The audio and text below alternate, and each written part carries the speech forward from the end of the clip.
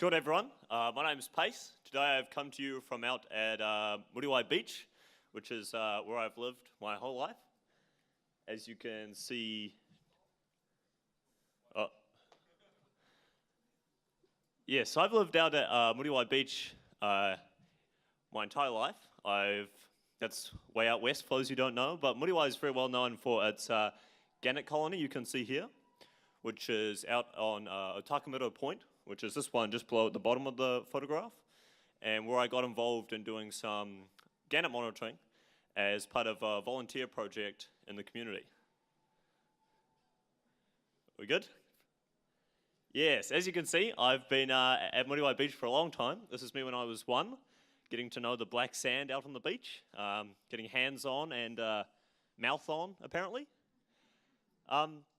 And despite living there for a long time, I'd certainly walked past and been to the colony before, but I'd never really truly got involved until much later. And much like Charlie talked about, through the inspiring process that is the MAD program.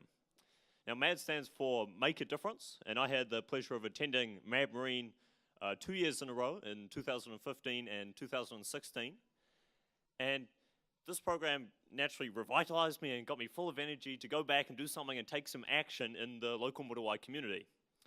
And so that's what I did, and very quickly I got in contact with Dr. Todd Landers, who is here today, who has been heading the Muriwai Gannet Monitoring Project over the last few years.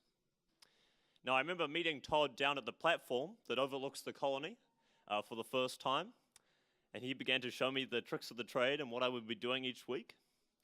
He introduced to me the project and its work with the community in the past. It was initiated in 2011, actually in response to, there was a huge La Nina storm oscillation event that resulted in about 90% of the eggs hatched that year being abandoned by the gannets at the colony. And naturally, this concern caused a very large amount of concern for the locals and the park rangers. And so this is what caused the program to be initiated, originally by MIACT, which was the Muriwai Environmental Action Community Trust, as well as Auckland Council. And now Todd's been leading that project as part of REMU, which is Auckland Council's research and evaluation unit. So the project had 2 major aims. One you can see here was to get the Muriwai community involved in developing a bit of kaitiakitanga and looking after this awesome taonga we had right in our backyard. And we're developing some environmental awareness and some education regards the gannet colony and these amazing birds. And secondly to that was obviously monitoring the success of the colony itself and how well the birds were breeding. So we were not only looking at how the birds were doing, but as you can imagine, out there in the rough and windy west, it's not very easy to collect data on things like fish stocks and things living out in the water. And as a result, that's why we chose the gannets, because they act as a very good way of gauging the health of the wider ocean ecosystem. And they're a very good indicator species. So if the gannets tend to be doing well, we can say the same must be true for the wider ecosystem out west and the rest of the oceans. Now, what does that monitoring actually look like? What were we actually doing? So this is the sort of sheet I would walk down to the gannet platform and fill out each week. So I was looking at a sample size of about 80 nests of 150. There was another section that we did along the left-hand side of the point. So this is in the center, and of these 80 nests, there would be a blank spot. And on the spot is where I would then put in a code, depending on what I saw on that nest on that day through my binoculars. So whether that was an adult or a chick or a couple. And as you can imagine, this is not always an easy process. This is typically what the gannets are doing during their day-to-day routines when they're nesting. As you can see, most of them tend to be tucked down, have their head between their feathers and are asleep. And so this makes it very difficult when you want to know what they're sitting on. Often you'd have to wait for an occasion like this when a gannet gets up to preen their feathers or starts stretching, where you can then sneak in with your binoculars and see are they sitting on a young chick or an egg. And often this is particularly challenging when you consider I was doing this in low light, standing out at the very front of the headwinds and the rain, despite Todd's very good advice to just look ahead at the weather forecast and pick a day that was nice. I, to my own peril, insisted on a strict Sunday afternoon schedule, rain or shine.